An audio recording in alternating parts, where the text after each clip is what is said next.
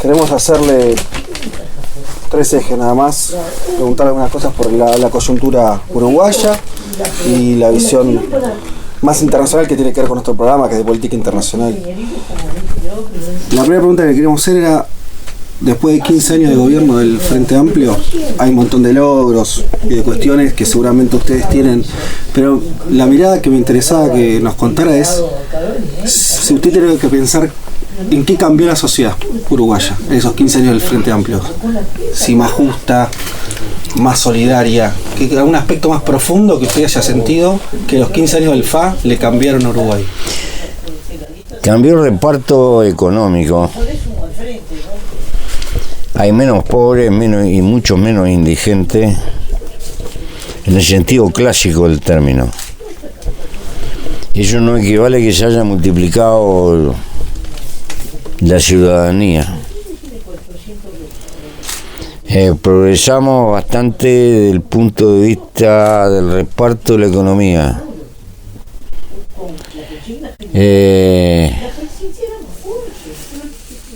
Pero tampoco hemos dado un salto de conciencia de que el conjunto de la gente vea con claridad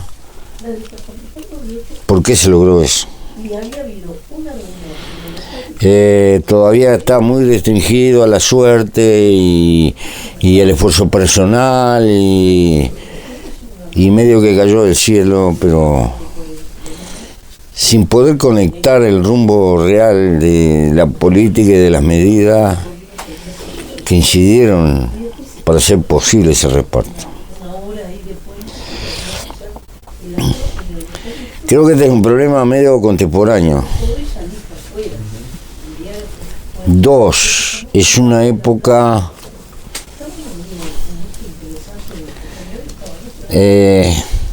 donde está en su pináculo más maduro el portaestandarte subliminal de la economía de mercado, que está metida en el tejido de toda la sociedad y que es naturalmente el producto cultural funcional a esta etapa del capitalismo, que necesita de que todos seamos voraces compradores, consumidores de nuestro tiempo para generar recursos en que gastarlos apresuradamente y sobre todo deudores. Deudores y compradores contumaces. Eso es la panoplia de felicidad que está como sembrada como ilusión en el horizonte humano. Entonces, en ese marco nuestras sociedades están enfermas de ansiedad y esto tiene aspectos por un lado positivo, por otro terrible, porque el verdadero pobre es el que precisa mucho. Pero esto es muy filosófico para que la gente lo entienda. Pero es un poco el asunto también. Es el quid del asunto. Para algunos leones herbívoros, como yo, que queríamos cambiar el mundo,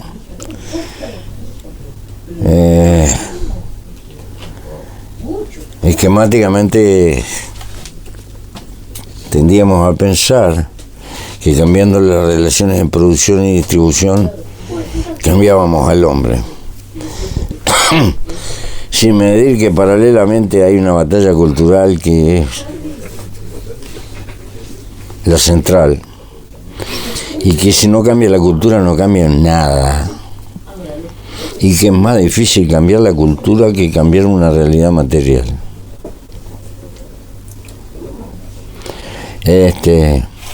Pero eso sería como retroceder 1000 años, porque es como decirle a la economía, loco, tenés que irte atrás de Adam Smith y unir economía, política y filosofía en un mismo paquete, ¿verdad? Porque la gran pregunta es, ¿la gente vive más feliz?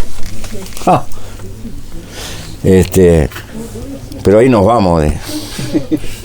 Te traigo de vuelta a Uruguay con la pregunta que hacía Fede.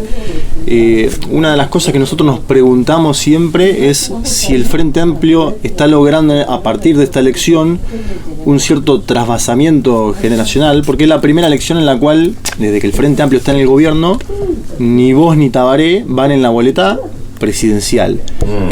¿Ustedes lograron eso que por ahí no se logró en otros procesos populares en el continente? Es decir, un trasvasamiento generacional que pareciera ser, vamos a ver claro en las urnas, pero que pareciera ser exitoso al momento de convocar a esas nuevas generaciones o generaciones posteriores a los fundadores del proceso de cambio. Tengo mis dudas, que solamente la podrán develar los hechos. Ahora bien, si esto se mide con un cambio de nomenclatura, es una historia. La verdadera renovación es si se da en los cimientos. Porque esa historia que los caciques son los que hacen la historia es una fábula. Los caciques sin fila india no sirven para nada. Son como los generales jubilados. Los generales son importantísimos cuando tienen una fila de soldados. Si no, son unos viejos para el carajo. ¿Está? Bueno. Los actores políticos tienen que darse cuenta que la construcción de formidables andamiajes que incluyan a mucha gente es el yerno de las luchas históricas. Lo que pasa que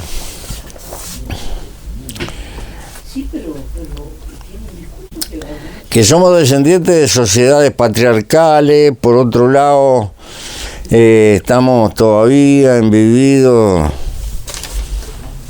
de que la nacionalidad la inventaron los reyes.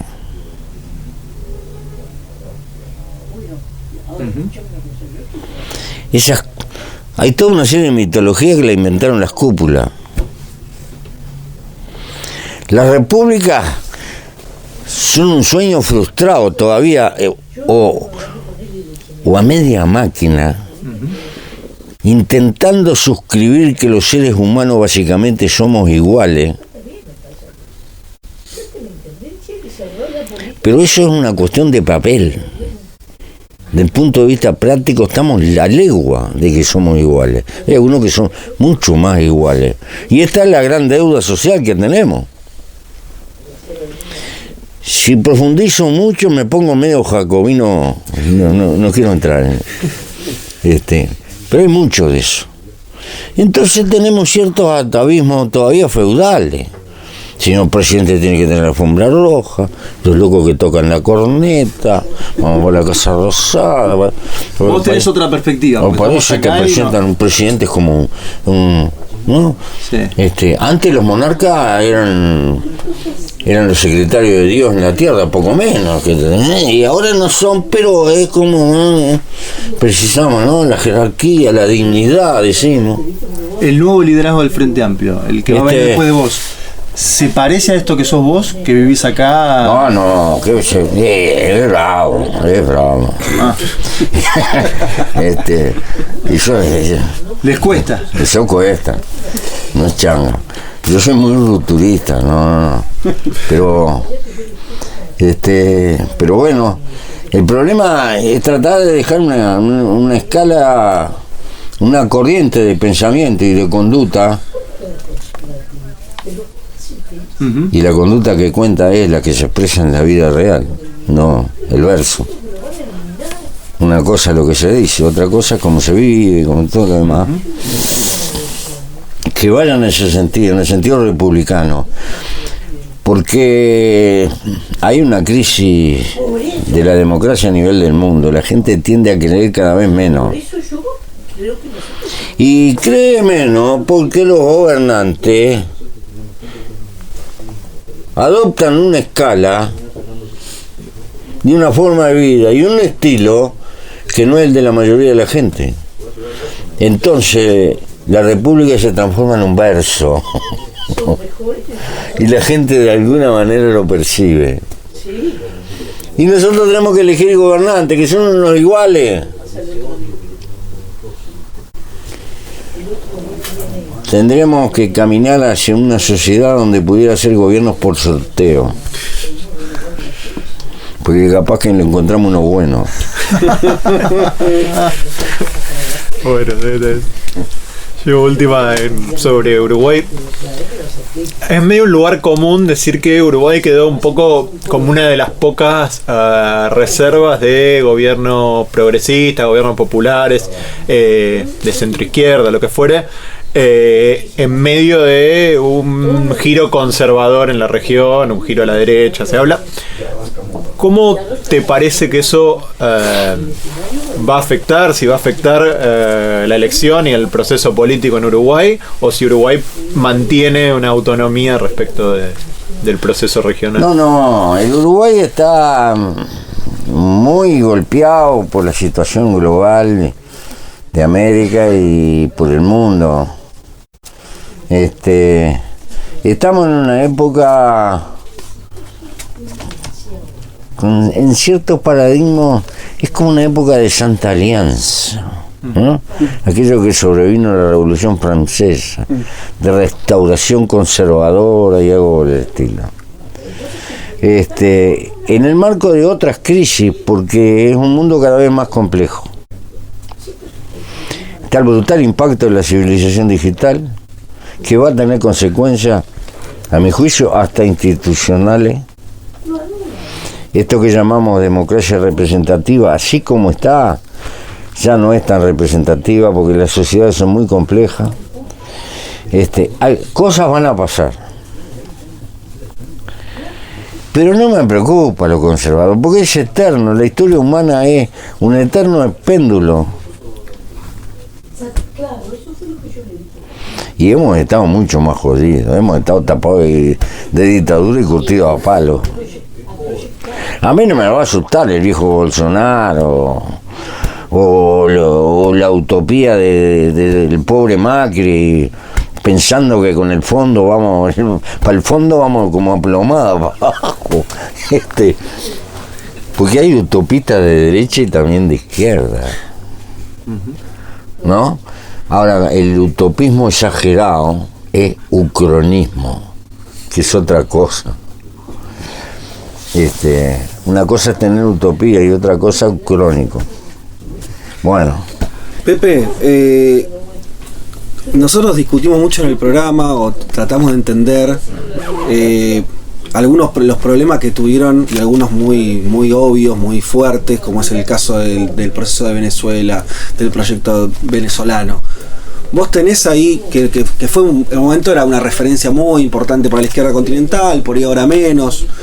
Si vos tuvieras que pensar o ayudarnos a pensar dónde vos detectás que estuvieron errores o explicaciones de por qué está como está ese proceso, que tuvo mejores momentos, mucho mejores que los actuales, ¿qué podrías decir?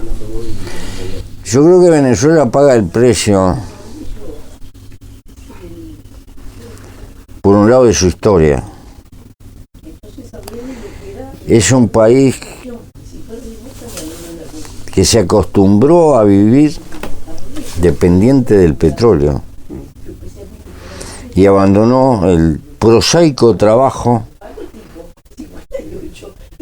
de producir carne, de producir arroz, de producir bananas, de producir cereales para comer. Se acostumbró a vivir de importado. Eso sí, tenía que ser bueno. El consumidor más grande de whisky escocés que había en América Latina. Y tiene un ron que le vuela la bata. Hay una cosa que se llamaron los llaneros de Bove, los llaneros de Bolívar, pero cuando vos recorres los llanos no hay ni una vaca, nada. Un pasto elefante Un pasto de elefante que aguanta 3 y pico de animales por hectárea al trote, ¿eh? Cosa que no se puede en la pampa argentina o acá. Tendría que ser animales más rústicos, eso sí, de menos productividad, pero no hay nada. Y en una superficie como el Uruguay, estamos hablando de los llanos del Orinoco. ¿Qué pasó? La gente se fue a la playa, la gente se fue a vivir a la costa, se concentró urbanamente y se perdieron los oficios. Porque tú aprendes a hacer aquellas cosas con las que te ganas la vida. Y tú no puedes improvisar a un campesino que lidie con las vacas. Los pobres venezolanos, las pocas vacas que ordeñaban, todavía las ordeñan una vez al día. Hay lugares que cortan pasto con un machete. No llegó ni la guadaña. Condiciones naturales, ¡pah!, de sobra. Pero el factor humano, sociológicamente, está devastado por un país que se transformó en monoexportador de petróleo y a vivir de la importación. Un país de comerciantes, de exportadores e importadores. Entonces, cuando llega la hora de la verdad, por más voluntad política que tú tengas, tú no puedes sustituir escalones de gente que no existen. Porque ese término campesino que se usa, por ejemplo, productores de alimentos y eso, no lo inventás porque se te ocurre. Eso es una construcción histórica de familia, de tipos que nacen, que se educan. El campesino no es ni mejor ni peor que el que no es campesino. Es distinto, que es otra cosa. Y cuando vos perdés ese capital humano, y Venezuela hace rato que lo perdió, va a seguir dependiendo de lo que importás.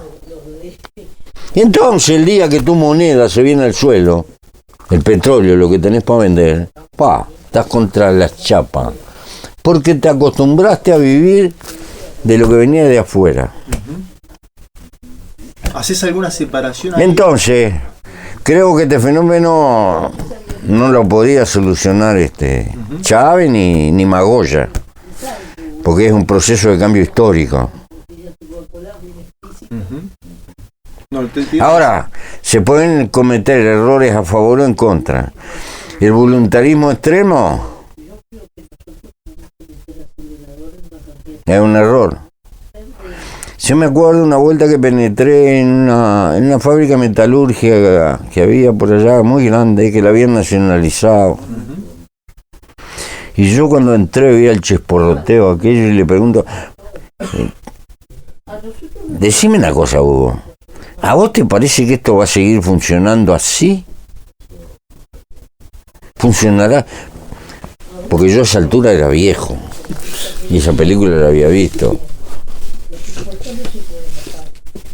A los 2 años de la Revolución Cubana estuve allá y había una fábrica de urea, nuevita, con técnicos yanquis que se habían rajado. Y el que estaba dirigiendo la fábrica de urea nuevita era un abogadito de unos 24, 25 años. Te podés imaginar, una palomita para atender un fenómeno tecnológico. Entonces vos tendrás toda la voluntad de socialismo, de sociedad nueva, todo lo que vos quieras. Pero nacionalizar o estatizar algo para que venga para atrás no es progresar, es multiplicar los problemas en contra. Te llevo ahí a dos experiencias. Te llevo a la otra punta, los chinos, ¿qué hicieron con la industria textil?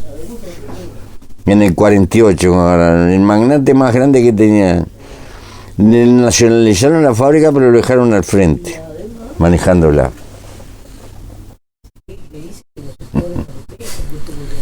No, y te quería preguntar lo de Bolivia ahí, justo cuando te decía antes, que hay 2 tipos de experiencias progresistas en los últimos años que se muestran como ejemplo, si se quiere. Una es el Uruguay, que se lo toma como ejemplo a nivel continental, y por eso te hacíamos la pregunta del Frente Amplio. Tan jodido ejemplo. Bueno, Sí, ya sé. Pero por algo viene toda la gente acá que viene, los periodistas que vienen, digamos, ustedes marcaron algo. Y la otra que te iba a hacer es Bolivia, y ahora se está hablando mucho también de México. ¿Vos pensás que puede haber ahí un alineamiento nuevo a nivel geopolítico latinoamericano? Montevideo, La Paz, Ciudad de México, digo, con López Obrador allá gobernando ya hace un tiempo, con Evo Morales en Bolivia. No, yo creo que son fenómenos. Son fenómenos que pueden tener algún parentesco, desde luego, pero son fenómenos peculiares en sí mismos.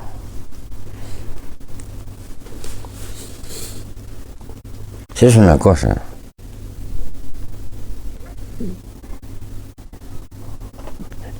Lo verdaderamente progresista no es el FARC en el Uruguay. Lo en el fondo progresista, pero medio socarrón, no tanto, es el Uruguay entero. Esa es la historia del Uruguay. Eso se lo debemos a nuestros bisabuelos.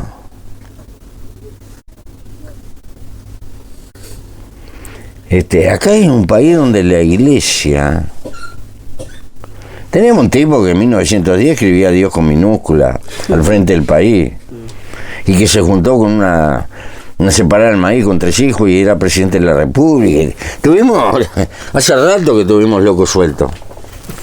Es decir, aventureros con el prejuicio de la sociedad, que le dio el voto a la mujer, que hizo un Estado vigoroso.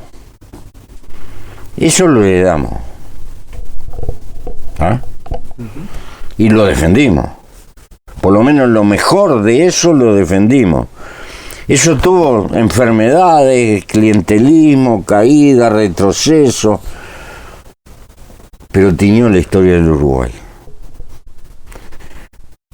Y probablemente en nuestros partidos tradicionales son los más viejos, porque nunca fueron partidos, fueron frentes. Después, claro, vinimos los de izquierda, que somos cra, inventamos los términos. Pero antes los criticábamos. Después aprendimos de ello.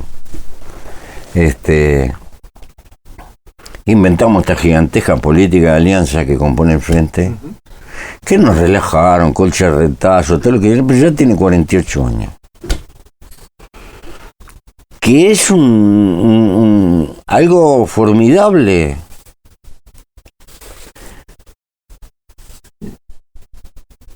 Y que nos ha dado vigencia hasta hoy. Y que si mañana perdemos nos va a dar vigencia para volvernos a levantar y seguir. ¿Pensás que es posible perder?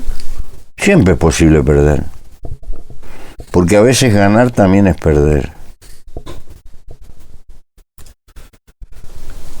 Pepe, y mirando para el futuro, digamos, mirando las experiencias de izquierda, progresistas en la región, algo que tal vez pasó es que en algún punto nos hemos quedado sin agenda en esos sectores, digo, se perdió posibilidad de respuesta antes, digo, se tomaron la necesidad más urgente y se perdió, pues, ¿qué hay que ver? No sé. Porque estamos en un cambio de época. Porque en mi juventud cuestionábamos el sistema de raíz y no jugábamos para cambiar el sistema. ¡Qué joder! Ahora estamos peleando para mitigar los desastres del sistema.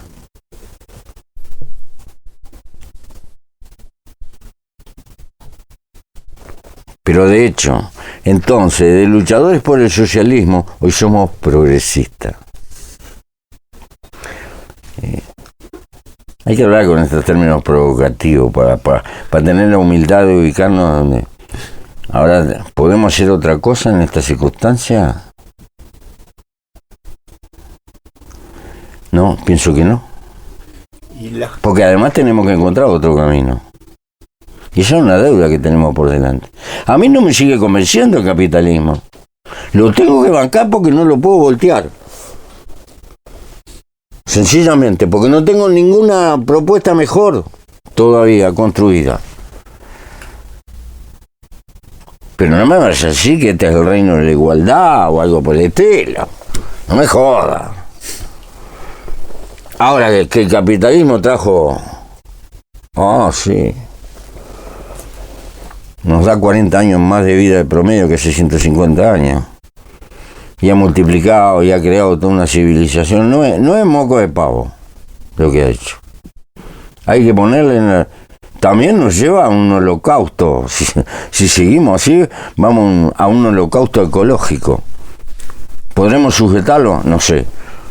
Por ahora parecemos como aquel que tenía una pala para dar vuelta a tierra en la Edad Media. Tenía una fórmula, pero después no tenía la fórmula para pararla.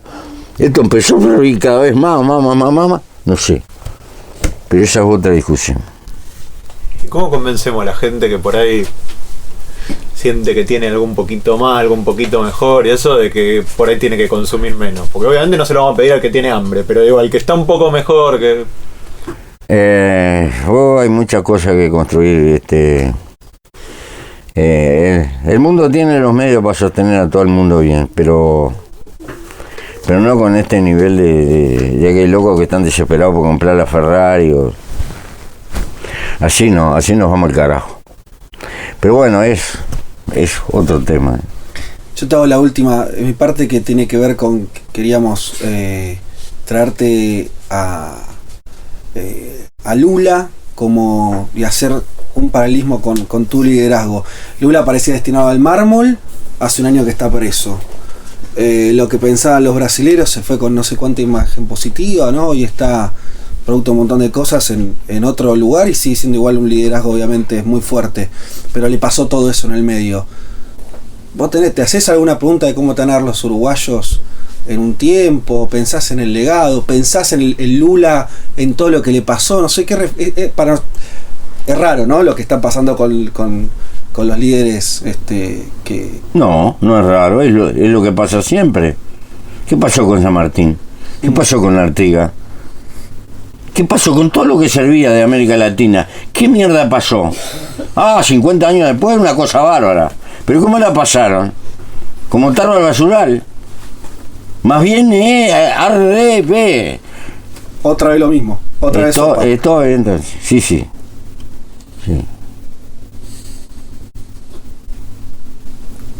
¿Y ves que puede cambiar eso? ¿O que esa generación de líderes está destinada a que ahora les toque la ignominia? Yo lo único que deseo que Lula dure y que esté bien. Porque este partido no está terminado. Este partido no está terminado. El 90%, Pepe, de nuestros oyentes son jóvenes. Vos en un momento mencionaste lo que eras vos de joven, cómo militaste. Y hay unos viejos de mierda que se la agarran con los jóvenes que no quieren nada, dicen. Y no se dan cuenta que el tiempo que tenemos, qué mierda le ofrecemos a los jóvenes. ¿Y vos qué mensaje tenés para decirle a los jóvenes latinoamericanos, uruguayos, argentinos que nos escuchan hoy? Que la vida es hermosa. ¿Que se comprometan? Sí. Porque si no van a tener una vida al pedo pagando cuenta nomás. Se van a pasar toda la vida pagando cuenta. Y que es lindo tener causa para vivir. Porque le da un contenido para vivir. Y que ser militante no es ninguna carga, sacrificio, no. Sacrificio es vivir al pedo. Eso, Y después, como la vejez se te va a venir encima, hacer un balance que me pasé toda mi vida pagando cuenta. Porque en definitiva la militancia es solidaridad con las generaciones que van a venir. Es la lucha de intentar dejar un mundo un poquito mejor que el que recibimos. ¿Y esto del legado? Es amor a nuestra especie. Esto del legado que te preguntaba Fede, ¿cómo pensás que se van a acordar? Y el legado, lo importante es que quede gente luchando. No a que ande con el retrato mío, viendo esto, el otro. ¿Para qué mierda sirve eso? Gente que gaste el tiempo de su vida militando para cambiar la realidad y mejorarla. Esa es la cuestión. Ese es el mejor legado. Porque, vuelvo a repetir lo que dije, yo no creo en los caciques, cambio. No, creo en la fila india. Que precisan un portaestandarte. Sí, Maca no, sí. Pero eso sin fila india no camina. ¿Sos optimista cuando pensás en el futuro? El partido no se terminó, dijiste hace un rato, pero... El partido no se termina nunca, porque nunca vamos a llegar al mundo perfecto, de tocar el cielo con la mano. Porque acá hay dos cosas. Hay ese sueño y ese interés, un tanto paternalista, un tanto maternalista, de intentar dejar un mundo un poquito mejor. Porque en realidad cuando nacemos recibimos una herencia brutal. Eso que llamamos civilización no empezó con nosotros. Empezó con esa larga fila india de gente que ni conocemos, desde que aquellos que descubrieron el fuego y la rueda, a los que están trabajando en la biología molecular. Eso es lo que recibimos cuando nacemos. Y es lo más grande del hombre, transmitir civilización. ¿Y qué intentamos nosotros? Poner algún escaloncito de eso. Pero la escalera no se termina con nosotros. La escalera de lo que nos falta va a existir siempre mientras exista humanidad. Y va a desaparecer el día que no exista más humanidad. No sé cómo razonan las hormigas, o si precisan razonar. Pero los seres humanos precisamos, porque somos gregarios, porque somos así. Inventamos Dios, inventamos religiones, hacemos monumentos colosales, porque precisamos creer en algo, pobre criatura. Porque hay respuestas eternas que no tienen respuesta. ¿De dónde venimos? ¿A dónde vamos? ¿Por qué surgimos? No tiene respuesta. No hay respuesta, ni va a haber. Entonces, hay que consolarse mientras tanto. Eso es vivir con causa. Gracias, Pepe. Muchas gracias.